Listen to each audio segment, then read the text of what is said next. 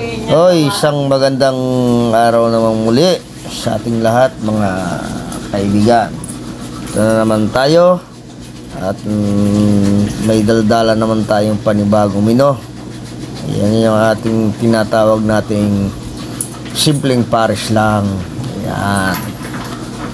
Na maaari ninyong maging isang masarap na pang negosyo at inyong mapapagkakitaang walang humpay.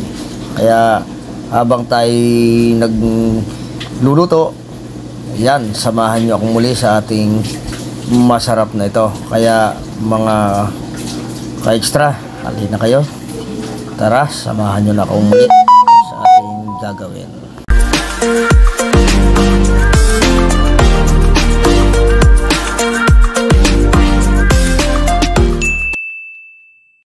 At ito na yung ating karne, tinadtad ko na maliit at hinugasan ko na rin yan ng maayos. At yan, susunod naman natin yung ating luya. Tapos yan natin hihiwain naman ng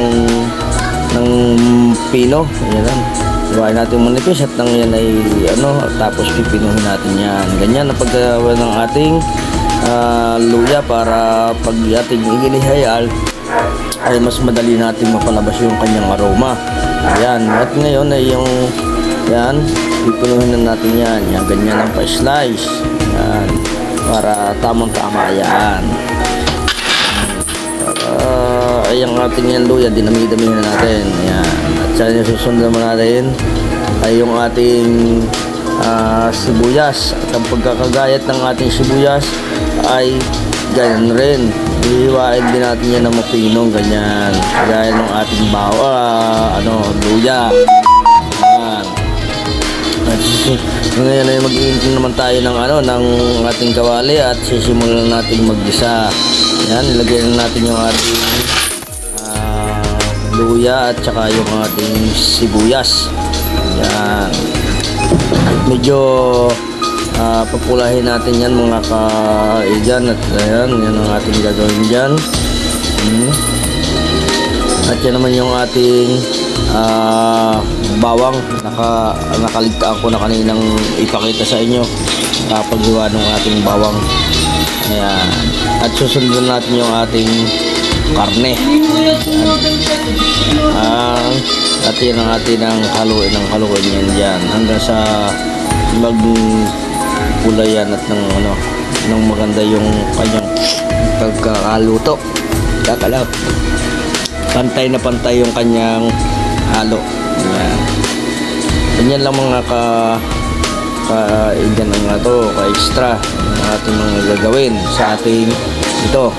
At yan, lalagyan natin ng sabaw, tubig at ng mapalambot na natin yan ng gusto. At ako'y naglagay na rin ng tuyo. Yung tamang pula lang ang ating lagay dyan. Huwag nating kaitim at saka siyempre yan ang ating food seasoning. Yan, lagay na rin tayo ng paminta. Yan, kinakalangan ay yung mga bula-bula na yung sa ibabaw ay ating tanggalin at nang mas malinis yung ating at saka ay talagang tinatanggal mga extra. Ayan. Ganyan lang. Ganyan. At yung mga natitira-tira mga bula-bula ay ating huwagayaan na nandiyan. Ating tatanggalin yan. Yan. Para mas maganda tingnan yung ating pares. Yan. Diba? Napakaganda na. At saka binuhusan ko na yun ng yung cornstarch. Yung tamang lapot lang ang ating gagawin. Patatangkahin natin yung ng ating lapot para mas maganda. Yan. Yan yun. Napakalinis na ng ating wala na siyang yan. Ang tunay na lapot na. Ayan, ganyan-ganyan lang ang tamang lapot, mga extra. At yan, pwede na natin yung hanguin, luto na yan. At pwede na natin makita ang ating yan ang ating unang hango sa ating Paris. At yan ang ating kanin. Yan. Lalagyan naman natin yan ng sibuyas na dahon. Ginayat. At saka siyempre bawang na sinangag natin yan.